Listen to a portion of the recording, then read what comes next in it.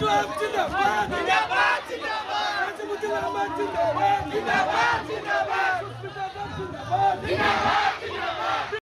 যে বৰক্ষেত্ৰী সমষ্টিৰ পৰা নতুনকে টিহু সমষ্টিত অন্তৰ্ভুক্ত হওয়া 30 নং নাৰায়ণপুৰ হাপপাতা গাঁও পঞ্চায়তৰ আজি যি ৰেলী আমাৰ আঞ্চলিক পঞ্চায়তৰ প্ৰাৰ্থী সুস্মিতা দাস, জিলা পৰিষদৰ প্ৰাৰ্থী নাজিৰ আহমেদ আৰু এই বুধৰ আমাৰ যি কাৰ্যকৰ্তাৰ সৈতে আমাৰ যি ৰোড শ্ব' হৈছে, এয়া আচলতে আমি ছেমি ফাইনেল বুলি ধৰি লৈছোঁ। কাৰণ নতুনকৈ আমি বৰক্ষেত্ৰী সমষ্টিৰ পৰা টিহু সমষ্টিত অন্তৰ্ভুক্ত হৈছোঁ আৰু এই ছেমি ফাইনেল জয় হৈ আমি 2026ক লক্ষ্য কৰি আজিৰ এই ৰোড শ্ব' কৰিছোঁ। ইয়াৰ পৰা আমাৰ জিলা পৰিষদ, আঞ্চলিক পঞ্চায়ত আৰু প্ৰতিটো বুথৰ পৰা প্ৰতিটো ৱাৰ্ড মেম্বাৰক জয় কৰি আমি এখন শক্তিশালী পঞ্চায়ত গঠন কৰি আগন্তুক দিনত ভাৰতীয় জনতা পাৰ্টিৰ 2026ত চৰকাৰ গঠন কৰাৰ কাৰণে আমি আগভাগ ল'ম বুলিয়ে আজি ৰেলী আমি আয়োজন কৰিছোঁ। চাওক, আমি যিহেতু সংখ্যালঘু অধ্যুষিত অঞ্চল, তাৰ পিছতো আমাৰ হাততে বৰ্তমান মেজৰিটি আছে।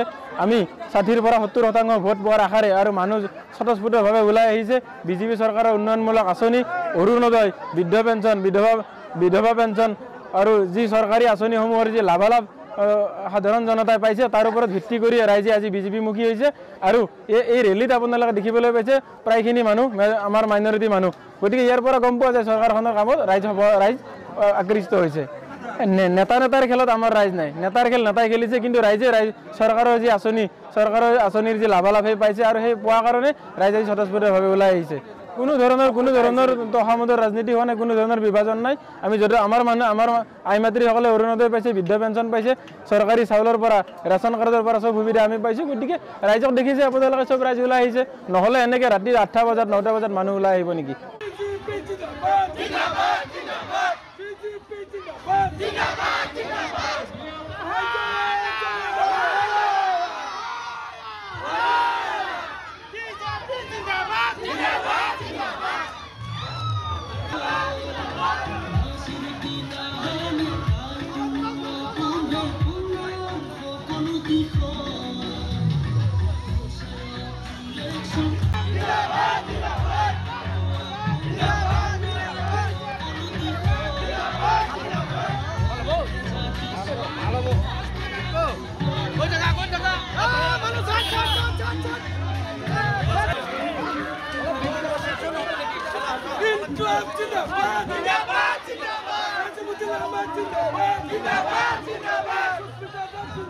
Zindabad!